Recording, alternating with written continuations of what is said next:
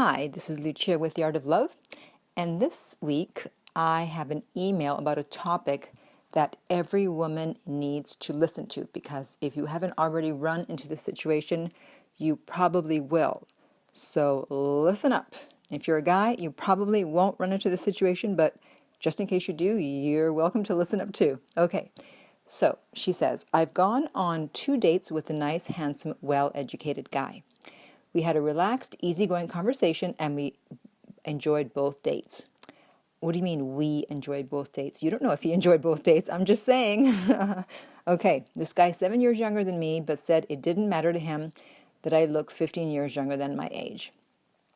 As we were about to get into our cars, after the first date, he told me he wasn't looking for anything serious, even though I never asked him if I was. No, but he knows that as a woman, you probably are looking for something serious, and also there may have been some things you said, or just your overall vibe was that you probably were, and that's why he said it, because he's trying to cut it off at the past, the beginning, to tell you, hey, don't get your hopes up that I'm going to be your guy, because I'm not looking for that. What he really means is he's not looking for that with you. And she goes on, my first thought was that this was a brush off, right? But then he started complimenting me up and down on my looks, on how easy I was to talk to, and how attracted he was to me. Yeah, because he wants to soften the blow. I mean, he's not going to say to you, hey, I'm not looking for anything serious, and then just expect you to go along with whatever he wants to do. Of course, he's going to, butter you up. I'm not looking for anything serious, but you're so beautiful, I'm so attracted to you, I'm so easy to talk to. Well, if that's all true, then why the hell don't you want a relationship with me, right? So he's contradicting himself. She goes on, then he asked for a second date and gave me a hug. So after the second date, which went very well, again, we don't know if it went well for him, it's just your opinion, he became swamped at work. Wow, what a surprise. He's swamped at work after the second date. Having to work weekends, so there hasn't been a third date yet.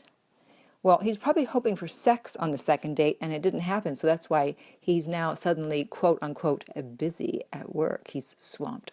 I'm just so swamped. I had no time.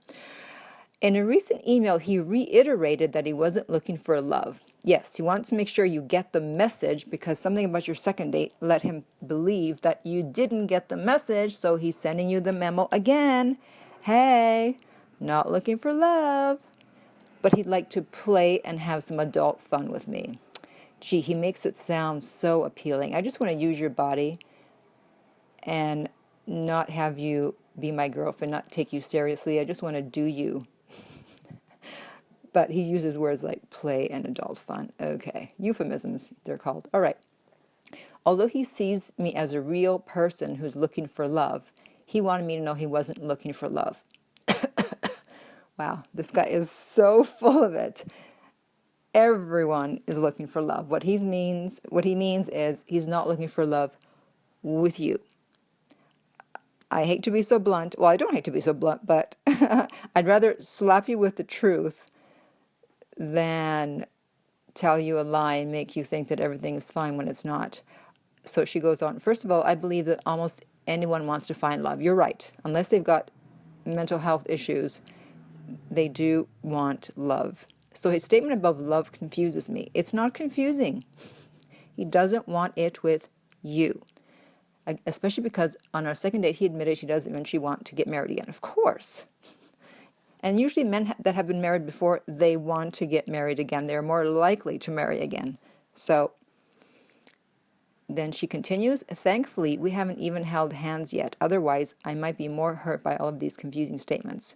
Now, that's a very interesting statement on your part, that you would be hurt simply by holding hands. So I'll get to this later. I have something to say about that. Okay, my questions are men able to forecast who will be a serious prospect for them even before getting to know that person or kissing them? I know I can't. Well, yes, when they meet you, they immediately place you into a category. Now, you may eventually, occasionally change their minds. But when they meet you, they usually box you in. Okay, yeah, this is someone I want to get serious with. This is someone I want to have a casual relationship with. This is just a one-night stand. So they do know. You're thinking, oh, well, he doesn't really know me yet, so he wants to get to know me. If he were to get to know me, he'd see how wonderful I am, and then he'd want a relationship. No, guys don't work like that. They want to know right away. They go with their first instinct. And if they're not excited to meet you right away, if they're not really into you right away, if it's almost like the chemistry isn't there for them, then they put you into a casual category. Number 2, should I go forward and see what happens with him or cut my losses and forget about the whole thing to guarantee the prevention of a sex buddy situation?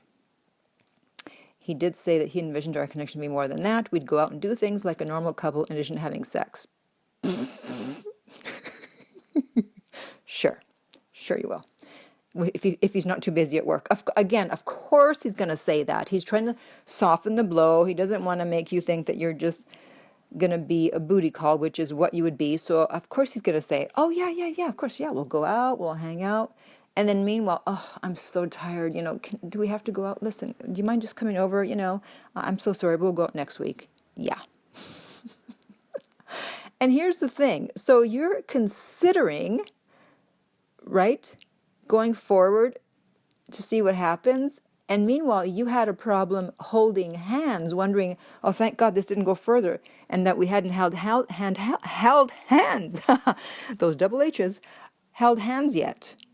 So I don't know if you're considering a sex buddy situation, but if you're not even able to hold hands without being upset about it, how the hell are you going to have sex? The reason I hesitate to move on immediately is that he seems like a quality person, which is hard to find in my area of the state because it's less densely populated, so therefore I have fewer choices. And so therefore you're willing to lower your standards because there's less people available. That's what you're saying? He probably is a quality person. Again, he's not interested. And you don't lower your standards and turn yourself into a booty call, especially when you have a problem just holding hands with someone, just because there's not a lot of people around. You maintain your standards no matter what. You maintain your standards if there's no one around for 1,000 miles, okay? You don't just lower them. It's like, well, there's not a lot of people around, so I'll just go along with it. No. No. Okay, if I lived in New York City, maybe this wouldn't be a worry. He's sending me a strong message, but I don't really understand it. And yes, in fact, you titled this Confusing Mixed Messages. It's not confusing. It's very, very clear. But you're getting caught up in his words, as most women do. And as I've said a million times before, do not look at what a guy says. Look at what he does. And he's not seeing you right now. He told you on the first date he wasn't looking for anything casual, and now he's busy. I don't care how much he complimented you. Until someone has actually made a commitment, until their words match their actions, I don't care if he compliments you every hour on the hour. It should go in one ear and out the other. And I'm not saying it's not true, but even though he may be attracted to you and you're easy to talk to and blah, blah, blah, it still wasn't enough for him to want to make a commitment, okay? So it doesn't matter what he says.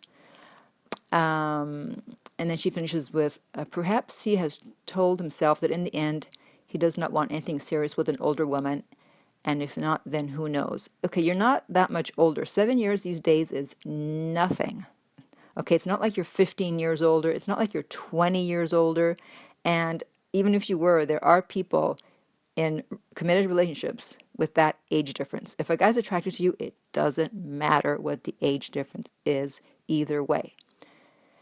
And then finally, maybe he's, as they say, not that into me, but how would he know at this early stage when we haven't even held hands? I don't know what's with this holding hands thing. I'm sorry. I've never heard of this. Yeah, he does know. He does know. So, as I said, this isn't what you want, and you have to love yourself enough to wait for what you want. Because otherwise, if you go along hoping that he'll change his mind, you now devalue yourself because you want to be a high-value woman. A high-value woman, if it's not something that she wants, she moves on. She takes care of herself first. She loves herself. That's what makes you high value. And if you were to agree to what he wanted, the fact that you would agree to it immediately devalues you. So then how could he want you in the future when you've devalued yourself saying, okay, it doesn't matter what I want, because he has your number, he knows that you want a relationship, but you're willing to put that aside in order to hopefully get him. So you're devaluing yourself. So why would he be interested in you when you are not interested in you enough to wait for what you want? So I know that women find themselves in this situation all the time, and you do you until the right guy comes along. The right guy will want to be in a relationship with you. They're not going to just want to use you for sex, and you're not going to be happy agreeing to be just a booty call when you're looking for something else. So love yourself enough to wait for the right person.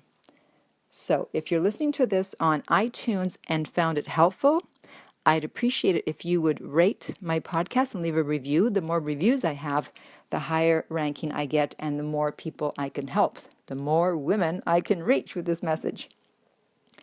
If you'd like help with something like this or another topic having to do with love, dating, or relationships, I am available for private coaching, and you can reach me at my website, which is theartoflove.net. And in the meantime, remember that love inspires, empowers, uplifts, and enlightens.